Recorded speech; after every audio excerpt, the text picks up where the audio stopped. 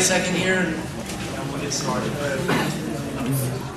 Before we start, I just want to say a tremendous thank you to Peter Reinhardt at Monmouth University, Peter Reinhardt at the Kids of Real Estate Institute,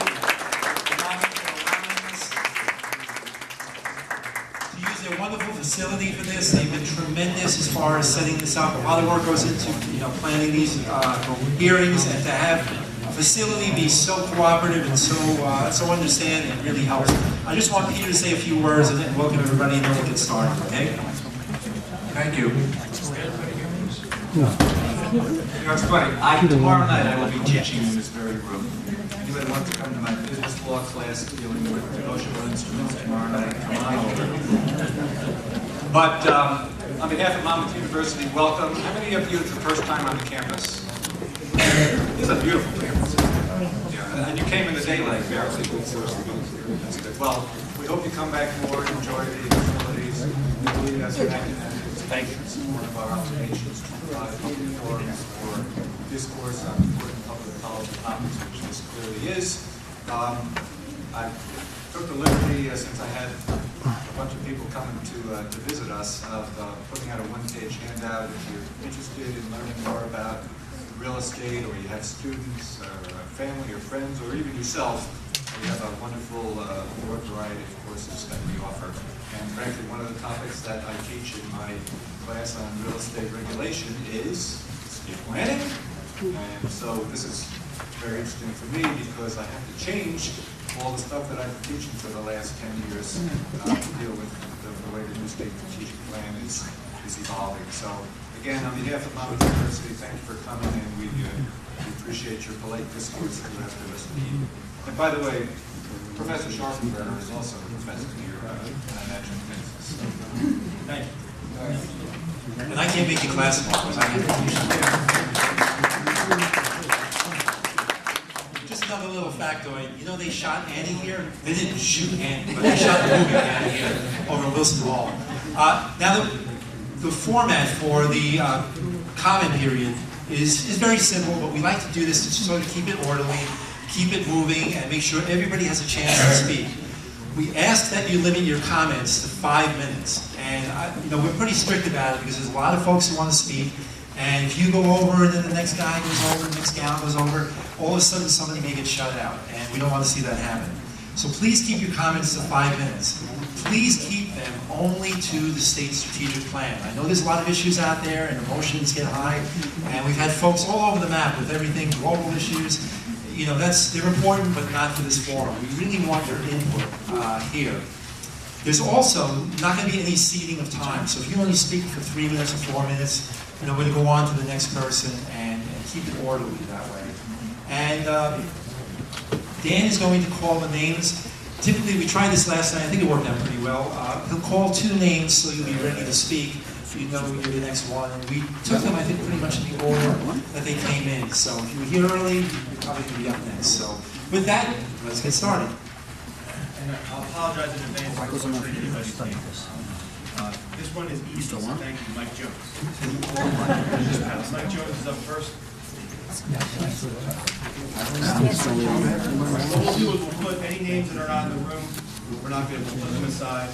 And at the end, we'll ensure that anybody who wishes to speak and may want an opportunity, hadn't had an opportunity, that we will ensure we can get everybody out in the mix. All right, this one's left. Luis Shade. Who's back? Luis? Okay. Number 2. Tammy Meehan. Tammy Meehan. Tammy? I know some of these things might have been said before, but I just want to add my voice to the comments. 6 meetings for a state as densely populated as New Jersey is really not fair to the citizens of New Jersey. With this plan, I think we're going to over-regulate in a state that's already drowning in regulations. It's obvious that the environmental groups are very well represented in this plan, but where are the private property owners represented? This plan has the potential for eminent domain abuse, and that's something we should all be very aware of. Within the plan, when I read it on the internet, I don't know if it's changed, but they keep talking about social justice. I have a bit of a problem with social justice. America is based on equal justice, not social justice.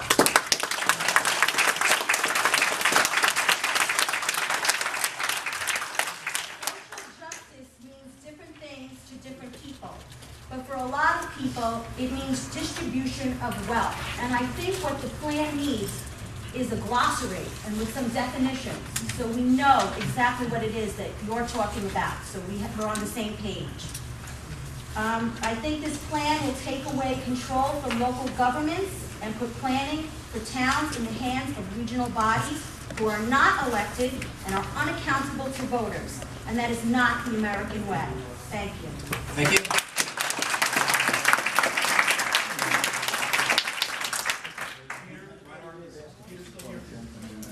You're good, okay. Patrice Humphreys? Beatrice. And Peter is next. I think one of the things, I hope one of the things that are being changed is the allotment of the low-income housing plans that the towns have to put in so many units, 4,000 units, 3,000 there. I would hope that that is going to be eliminated. You said the towns are going to be charged, not the state, right? You said we're turning it over to municipalities. That's correct. And right now, it's the state that is demanding certain things in the town, but I don't think it's right. Thank you. Who's up after Peter? I was over in Denmark. They have this wonderful agenda over there. I got on the train from one town to the next. When you went by and you didn't see one house, the next station had this big, beautiful apartment. And you went to the next town, you didn't see a house, big apartment house. And that's what you want to do. And also, I went to Russia and they had the same thing. And there, they had these big, huge buildings for people to live in. The windows were falling out of the building because they couldn't keep the upkeep on it. And this is what we're into. I believe this is where we're going down into.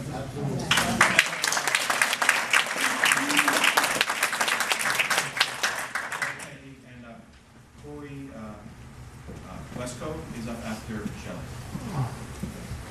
Are we going to introduce the microphones too? Can everybody hear, Shelley? Yeah. You get out of the microphone. Okay, can you promise to give it up after 5 minutes? I promise. In reading the plan, there are some things that are good. There are a few strengths. One is the consolidation of the different government agencies. But as I've said before, there's a lot in the plan that's vague. And having been to several of these meetings and basically been saying the same things, my question is, and I don't expect an answer right now because this is my comment period, is when are we going to see this on the internet? When are we going to see the comments? People are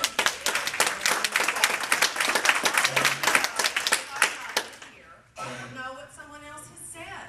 And I don't want to go tread the same water. We only have 5 minutes, my goodness, in 6 meetings. Then every second is precious. So, again, I want to know, and I would like it for the record, if there's a record of this meeting somewhere, I want to know who authorized only 6 meetings, because I don't think that the governor would go back on his resolution like that, nor would Lieutenant Governor Guadagna, who I was expecting to be here. The development and redevelopment plan refers to land use planning that promotes sustainable development principles. Now, to some people, the word sustainable development means something specific. I don't see it defined in the plan anywhere to mean anything else other than what has already been defined in other places, such as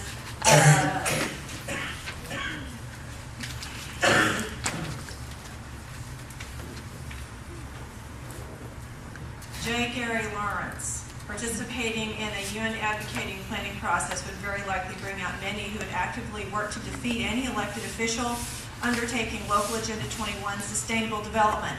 So we call our process something else, such as comprehensive planning, growth management, or smart growth. Is that what this is? Because without any definitions, that's what it means. That is exactly what's going to happen here, and this is the trap that's being laid for the people of New Jersey.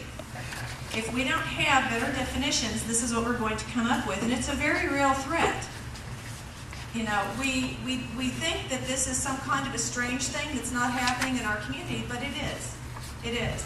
5 years ago, and this was in 1997, the Rio Summit launched Agenda 21. Since then, 70% of our local authorities have been inspired to think global, act local through Local Agenda 21, but we must do more. I want all local authorities in the UK to adopt Local Agenda 21 strategies by the year 2000. This was someone you'd never heard of by the name of Tony Blair, the former Prime Minister of the UK. This is real and it is here, and we must address it in our plan or else we're going to get sucked into this trap.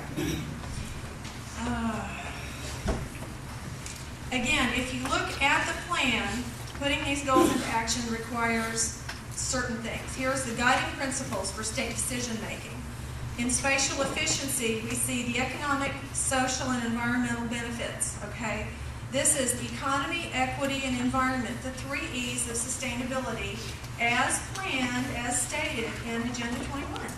The stated in the sustainability goal, guiding principle, the state of New Jersey will plan for and respond to current and future challenges and opportunities through adaptive decision-making that accounts for social, economic, and environmental protection and enhancement. Again, the 3 E's, economy, equity, and environment.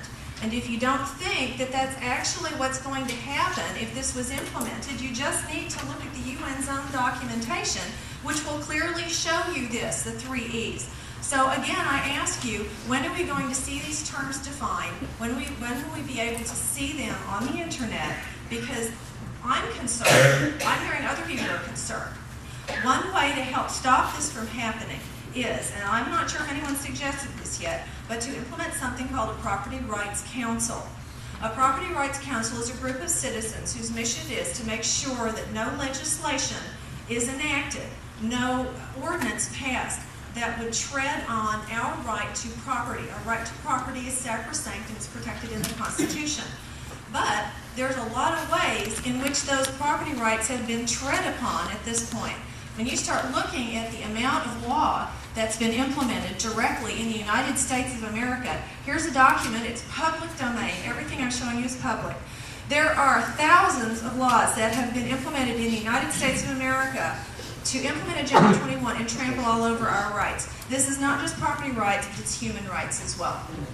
And Is it 5 minutes over? are you keeping the clock, sir? I am keeping the clock. but- Okay. Well, when you talk, I'll interrupt you too. All right? Okay. Thank you very much. Last I checked, we have a constitutional right to speak. Thank you. Thank you, Jim.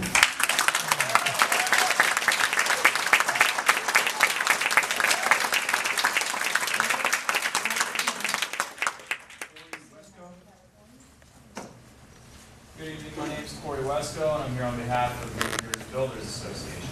I'm also the current president of the Shore Builders Association of Central New Jersey, which is a local affiliate of the State Association, which represents hundreds of industry-related companies in Mercer, Middlesex, Monmouth, and Ocean County. In addition, in my professional capacity, I'm the director of land acquisition for Pulte Group, who is a publicly traded national home builder currently developing about 20 neighborhoods here in New Jersey. Now that I've shared with you all my affiliations, I'm sure we'll all be great friends.